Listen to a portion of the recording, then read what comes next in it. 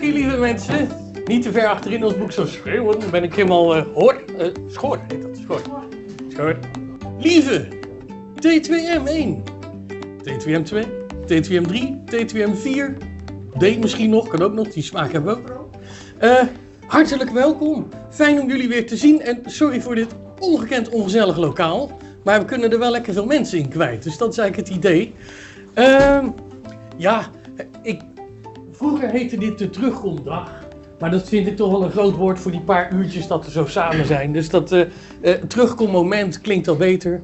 Terugkomuur wellicht nog reëler. Maar dat maakt niet uit. Want we gaan er wel wat van maken. En ik heb zowaar nog een programmaatje in elkaar getoverd ook. En dat zou ik graag ook even laten zien. Sowieso allereerst, bravo dat jullie zo vroeg hier al zijn. Zeker gezien de zomertijd en zo. Dus, wat gaan we nou doen vandaag? En ook mensen hartelijk welkom die meekijken via de livestream. Die ziek zijn, zwak, misselijk, besuikerd. Het mag allemaal. Fijn dat je meedoet. En dit is een beetje de planning, de campagne voor vandaag. Ik hoop niet dat je er rechts staat. Nee, zo. Allereerst bijkletsen. Nou, dat idee lukt volgens mij al redelijk. Dus die kunnen we haast af gaan pikken. Dat is lekker. Daarna wil ik het nog even hebben... na afloop met mijn klasje over de eerste opdracht die in de stagemap staan. Dus hoe is je introductie geweest op je stagebedrijf? En waar werk je en hoe gaat dat? En gewoon even leuk om van elkaar te horen. Ben ik wel benieuwd. Dus die doen we later. Dan, die vind ik dus wel heel erg leuk. We zaten al, toen jullie hier nog op school waren, al te mekkeren over dat portfolio alias bewijzenmap. Ik vind portfolio lekkerder klinken, maar school kiest voor bewijzenmap. Dus daar gaan we het nog even over hebben. Want in de 2 stages die je gaat doorlopen, hou je eigenlijk een document bij. En dat document dat wordt een bewijzenmap genoemd. Of een portfolio. En hoe die eruit komt te zien, dat kan ik straks ook laten zien. Ik heb hele verse echte portfolio's van derdejaars hier liggen op tafel. Moet ik ook wel weer terug hebben, maar die zijn zeker de moeite waard. Als je een idee wil hebben van, hoe moet ik starten? Ik heb geen inspiratie, het ziet er niet uit. Nou, dan zou dit iets kunnen zijn om naar te gaan kijken. Dan heb ik nog straks iets over het Adobe pakket voor volgend jaar. Er zijn ontwikkelingen. Dan ga ik nu even met je in de time warp naar een pdfje toe. En dat pdfje, daar staan de eisen in voor het portfolio wat je dus in het 3e jaar gaat inleveren. Let niet op de gekke kadertjes die erin ziet staan. Hij had even wat problemen. Wat ik met jullie even, als het goed is, wil gaan doornemen. Ik hoop dat dat helpt. Is hoe straks jouw portfolio wordt opgebouwd. Zodat je die kan gaan gebruiken voor je eindonderdeel. Want het portfolio maakt deel uit straks van je examen. Dus dat betekent... Als je portfolio inlevert, dan krijg je daar een gesprek over. Als die akkoord wordt gegeven, dan laat je eigenlijk met je portfolio zien van... Hé, dit heb ik allemaal geleerd op mijn stage. Nou, het portfolio heb je zowel digitaal in te leveren als print. Nou, digitaal kan je dus bijvoorbeeld een pdf inleveren. Dat zal gewoon in een assignment gaan, zoals je dat kent in Teams. Dat kan je erin instoppen. Mocht je bijvoorbeeld daar op jouw stage allerlei... banners bijvoorbeeld voor socials maken, dan is dat in een papieren versie, dat beweegt zo beroerd. Of je moet allemaal van die plaatjes achter elkaar, en je draait zo, je kent dat wel, die plaatjes, dan krijg je... Ja, maar dat werkt eigenlijk niet zo denderend. Dus daarvoor hebben we gezegd, joh, we willen heel graag gewoon eigenlijk je portfolio digitaal, als pdf. En heel graag ook als papier, als print. En dat is, die printen, dat is ongelooflijk. Ik heb hier dingen liggen, het is echt prachtig. Het leuke is, je bent helemaal vrij in het papierformaat. Ik krijg wel eens complete behangboeken zo groot, weet je. Maar ik heb ook wel eens een keer een ronde gehad. Is dat praktisch? Nee, maar het was wel leuk, een ronde. Dus dat kan. Dus daar ben je helemaal vrij in. Maar er zijn wel een paar eisen en die zijn wel handig om even door te nemen. Waar het om gaat is, er moet dus een omslag in zitten. En dat omslag, daar moet er dan, dat zal je ook direct zien... er komt eigenlijk op te staan, stage en dan... portfolio, jaartal, dan heb je het dan. En dan heb je de titelpagina. En daar komt echt alle spulletjes op te staan, zoals wie het gemaakt heeft, jij. Wat je klas is, je studentnummer, het jaar van afstuderen. Weet je, dit zijn allemaal handige dingen. En natuurlijk de naam van de opleiding. Zij heeft het zo opgelost. Zij heeft het gedaan. Dit is dan haar titelpagina, dit ding. En zij heeft gedacht, weet je wat, nu ik toch een LP maak, is dit mijn omslag? Nee. Hoeft niet, kan wel. Ik vind het wel een vet idee. Dus pluimpie. Dus alles kan. En je kan hem ook laten, even zien, ja, die was al gelijmd. Je kan ook een boekje maken met nietjes. Align Dus inbinden. doe het gewoon wat jij zelf prettig vindt. Handgeschept papier, mag allemaal. Uiteraard komt er in dit portfolio een inleiding. En in die inleiding, daar komt een stukje te staan over jouw eerste stagebedrijf en jouw tweede stagebedrijf. Dus dat was eigenlijk de introductieopdracht. Dus heb je het ook niet voor niks gedaan als je die gemaakt hebt. Handig is ook dat wij weten wie jouw stagecoördinator is vanaf het GLR. Wie jouw stagebegeleider is op jouw bedrijf. Dat is een handige ding om te weten.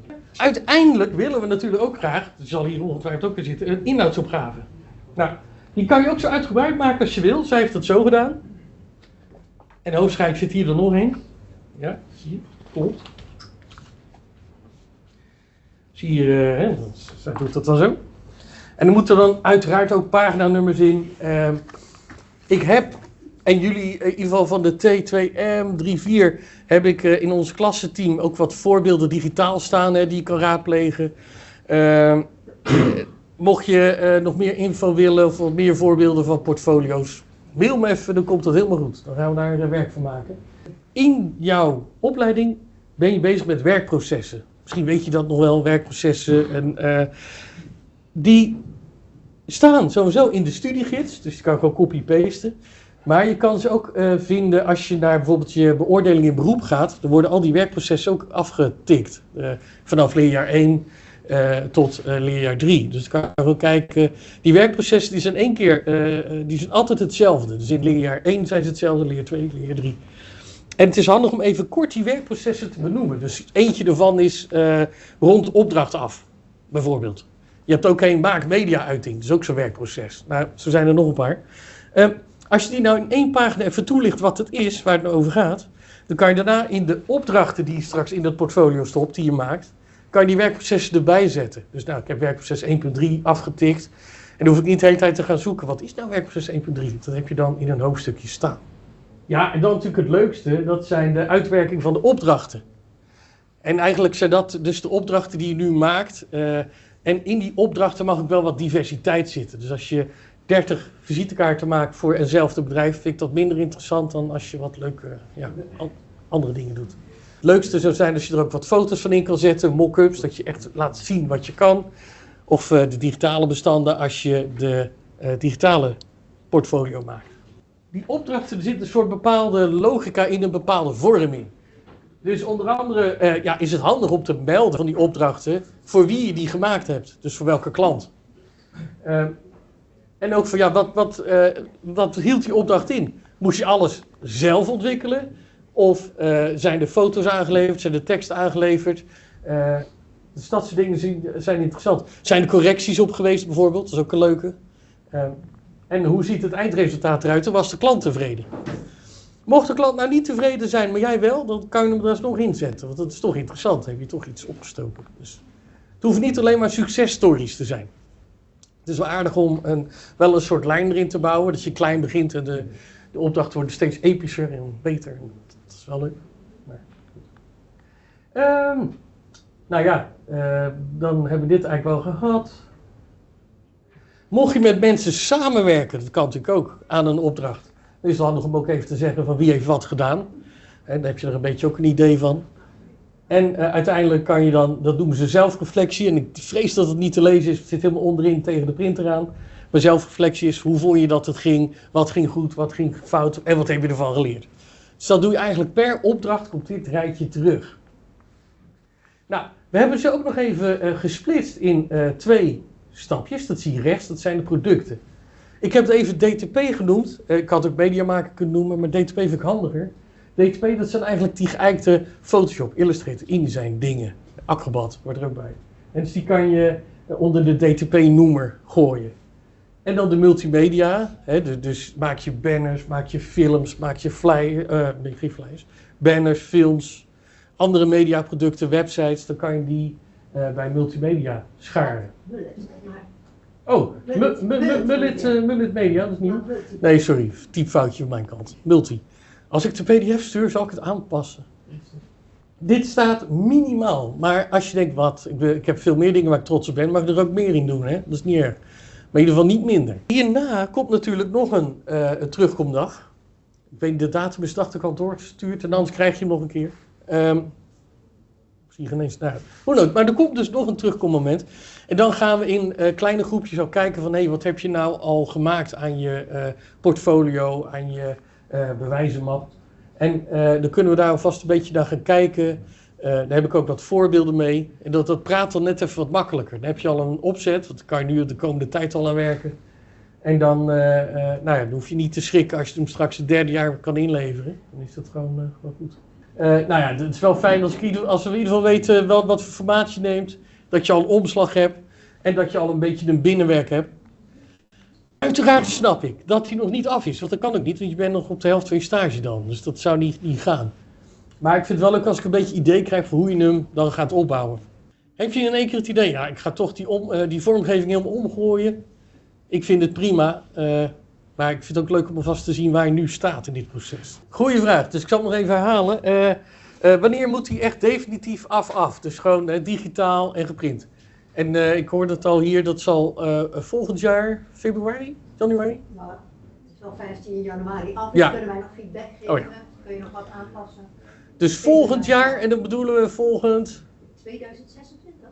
Klokjaar, 2026 ja. Dus dan januari 2026. Maar het is leuk om er alvast een beetje te schaven. Goed. Goeie. Adobe was niet helemaal gelukkig met de manier hoe wij hier Adobe op de computer hebben staan. Ze kwamen erachter dat ze toch eigenlijk wel te weinig verdienden. Dus vanaf volgend schooljaar staat er op onze computers geen Adobe meer. Dus, heel schoolbreed. Dat betekent dat het Adobe pakket op de boekenlijst gaat komen. En dat is niet zo leuk, want dat is een kostenpost waar niemand op zit te wachten. Maar hou er alsjeblieft even erg in dat er dus wel voor komend schooljaar er wel wat kosten aan zitten. Hoe gaat het dan in zijn werk? Nou, ik ga ervan uit dat wij via Surfspot een abonnement gaan, of dat je bij Surfspot een abonnement kan afsluiten.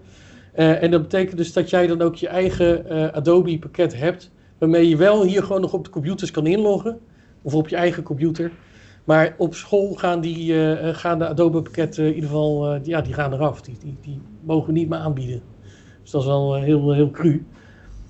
Dus alsjeblieft, ga alvast een beetje sparen, want het is echt wel een kostbaar gebeuren. Uit mijn hoofd was het 170 per jaar of zo? Nee, 130. Oh, 130, oké.